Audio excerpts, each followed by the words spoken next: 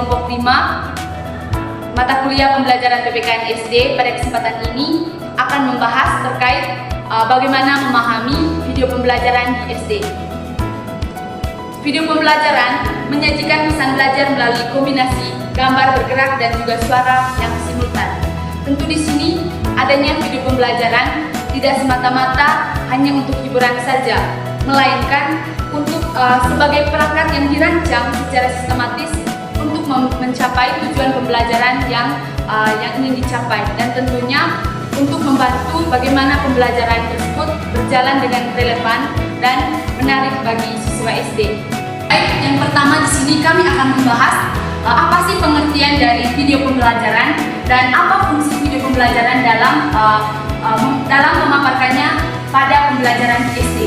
Nah, video pembelajaran adalah media yang menyajikan pesan-pesan pembelajaran melalui visual dan audiovisual secara bersamaan. Nah, fokusnya di sini adalah membantu proses belajar dan bukan sekedar sebagai hiburan saja. Nah, di sini teman-teman, video pembelajaran sangat dianjurkan atau disarankan kepada kita dalam menerapkannya pada proses pembelajaran di SD. Nah, tentu di sini video pembelajaran sangat efektif karena video pembelajaran dapat menampilkan materi-materi yang akan kita jelaskan kepada anak SD. Selain itu juga, video pembelajaran dapat menarik perhatian siswa yang mereka tidak hanya sekedar mendengar atau memahami materi saja, tetapi mereka bisa melihatnya secara langsung, sehingga memungkinkan bagi siswa untuk lebih mudah memahami materi yang dijelaskan oleh guru. Nah, untuk itu saja mengenai pengertian video pembelajaran. Untuk materi selanjutnya saya persilakan kepada teman saya. Baik, yang kedua kita akan membahas bahan penyusunan. Yang mana dalam bahan penyusunan ini yaitu ada 3 unsur. Yang pertama ada unsur visual, dan yang kedua ada unsur audio, dan yang ketiga itu adalah unsur pesan. Dan kita pada kesempatan ini akan membahas satu persatu terkait ketiga unsur tersebut. Yang pertama kita membahas unsur audio, unsur visual. Unsur visual itu meliputi ada gambar, ada teks, ada animasi ataupun peraga asli. Jadi teman-teman, dalam unsur visual ini itu bisa dilihat oleh kasat mata, yang dimana dia bertujuan untuk menarik perhatian siswa untuk mempermudahkan pemahaman konsep yang bersifat abstrak. Unsur ini itu meliputi ada gambar, ada teks, ada animasi, dan juga ada peraga asli. Yang dimana pertama itu adalah gambar dan teks. Dalam gambar dan teks itu berisi fondasi utama informasi terkait materi pembelajaran. Sedangkan yang kedua itu adalah animasi. Dalam animasi itu memberikan kesan hidup dan dinamis. Dan yang ketiga peraga asli. Dalam peraga asli itu berisi objek nyata yang membantu visualisasi konkret. Dan yang kedua kita membahas itu adalah unsur audio. Unsur audio itu adalah bagian yang didengar oleh telinga. Fungsinya untuk memperkuat emosi dan mampu memperjelaskan verbal. Unsur ini yaitu meliputi yang pertama narasi, musik latar yang mendukung suasana hingga suara yang efektif. Yang pertama itu adalah narasi. Dalam narasi itu dijelaskan penjelasan suara, dan yang dalam musik latar itu membangun suasana belajar yang nyaman, dan yang efektif. Dan yang ketiga itu adalah efektif suara, itu memberikan penekanan atau momen-momen tertentu. Unsur yang ketiga itu adalah unsur pesan. Unsur pesan itu adalah inti atau isi dari materi tersebut. Tanpa pesan yang baik, visual ataupun audio yang bagus akan sia-sia. Syaratnya pesan efektif adalah yang pertama itu adalah logis, yang dimana dalam logis itu memiliki alur yang masuk akal dan berurutan. Yang kedua, mudah dicerna, bahasa dan penyampaian sederhana hingga gampang dipahami oleh peserta didik maupun audiens. Jadi kesimpulannya adalah bahwa dari ketiga unsur ini harus bekerja sama secara harmonis. Visual yang menarik dan dipadukan dengan audio yang jelas untuk mengemas sebuah pesan atau materi yang berkualitas untuk siswa. Apa yang membuatnya yang berbeda? Yang pertama itu clarity atau kejelasan. Di sini materinya baik adalah materi langsung pada intinya. Yang dimaksud itu pesan yang disampaikan tidak boleh boleh memiliki makna ganda atau ambigu. Bahasa daya yang digunakan harus tegas dan secara struktur. Yang kedua itu stand alone atau berdiri sendiri. Materi tersebut adalah materi secara mandiri sehingga siswa tidak perlu bergantung pada bantuan orang lain atau media lain secara berlebihan. Yang dimaksud itu misalnya jika siswa itu belajar di rumah sendirian tanpa guru, mereka bisa memahami isi materi dan memahami unsur dari materi yang mereka baca tanpa harus adanya guru. Yang ketiga itu unsur friendly atau rumah pengguna. Materinya itu harus menyesuaikan diri dengan target audiens, bukan sebaliknya. Yang dimaksud itu penggunaan kosakata istilah dengan cara penyampaian harus selaras dengan tingkat usia perkembangan kognitif anak SD. Yang keempat itu visualisasi atau penggambaran. Materi mampu memindahkan konsep abstrak ke dalam bentuk yang terlihat. Yang dimaksud itu ada banyak fenomena seperti cara kerja jantung atau proses terjadinya hujan yang sangat sulit jika hanya dijelaskan lewat tulisan. Visualisasi atau gambar, diagram atau video membantu otak mencerna informasi lebih cepat kepada usia anak SD.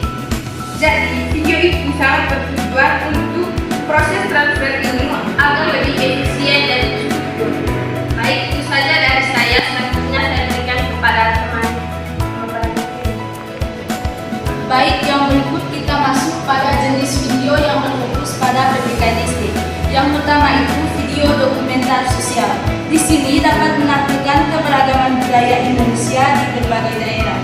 Video ini berfokus sebagai jendela dunia bagi siswa maupun siswi untuk melihat realitas sosial yang mungkin tidak mereka temui di lingkungan mereka sendiri.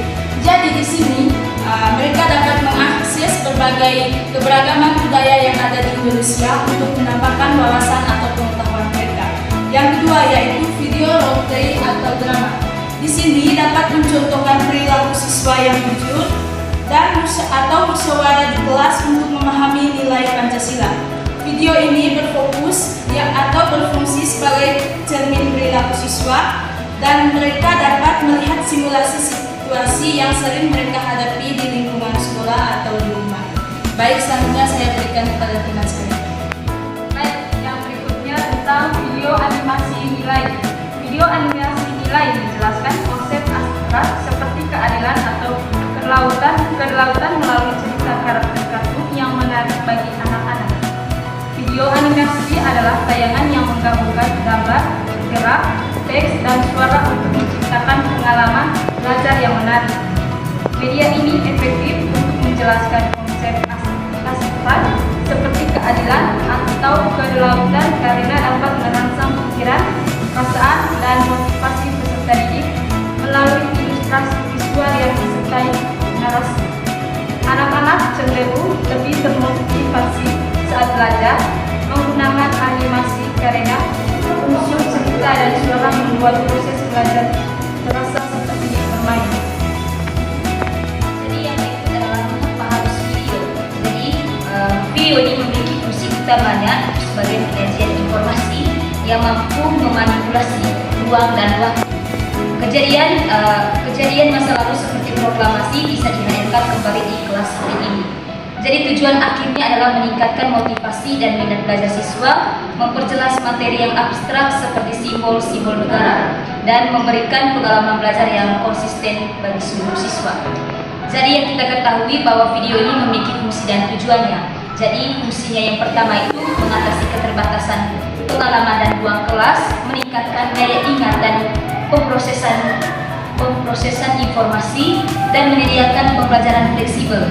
Jadi video edukasi dapat diakses kapan saja dan di mana saja, memungkinkan siswa untuk mengulang materi sesuai kebutuhan mereka sendiri. Jadi yang berikut adalah memberikan contoh nyata.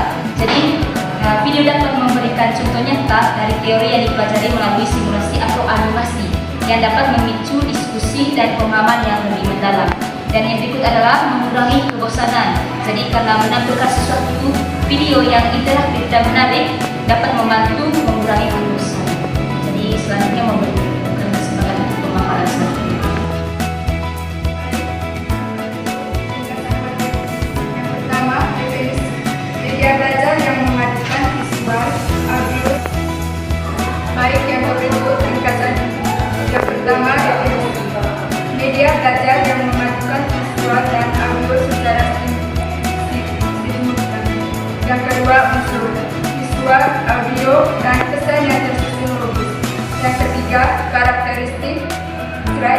clarity, stand and knowing, user friendly dan visualisasi. Yang keempat, menghadirkan pengalaman belajar yang jelas, menarik dan konsisten. Yang pertama itu definisi dalam media belajar yang memadukan visual secara stimulan. Yang pertama, media belajar adalah segala alat, bahan atau sarana yang digunakan untuk menyampaikan informasi atau materi pembelajaran dan pendidik kepada peserta didik.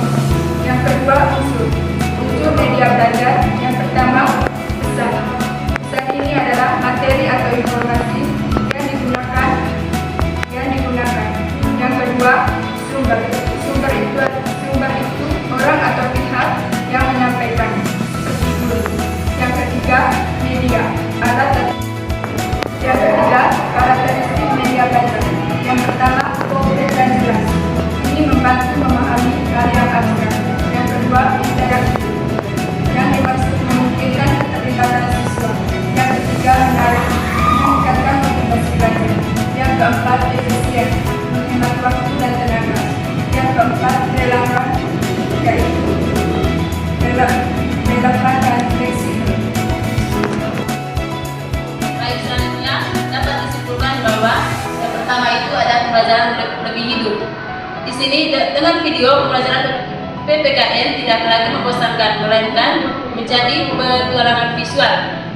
Di sini menekankan bahwa pada aspek pengalaman, pembelajaran PKN yang seringkali dianggap teoritis atau membosankan diubah menjadi sebuah petualangan visual.